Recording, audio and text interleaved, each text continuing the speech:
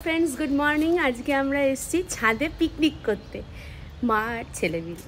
এই কারণ আমাদের এই ছুটিতে কোথাও বেরোনো হয়নি, একটু কাজের প্রেশার ছিল আর আমার হাজব্যান্ডেরও ছুটি নেই, তো সেই অর্থে সোমবার থেকে ছেলের স্কুল খুলে যাচ্ছে, সেই জন্য কিছু তো এন্টারটেনমেন্ট দরকার।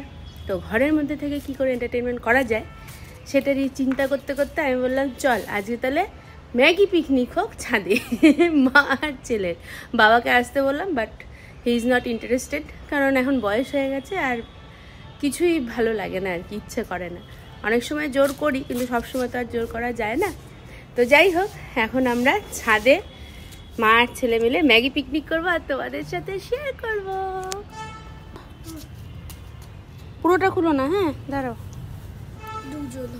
দুজনের তো, হ্যাঁ ব্যাস এইটুকু খুললেই হবে। পাতো পাতো পাতো ধরো, হ্যাঁ পাতো পাতো পাতো, এই তো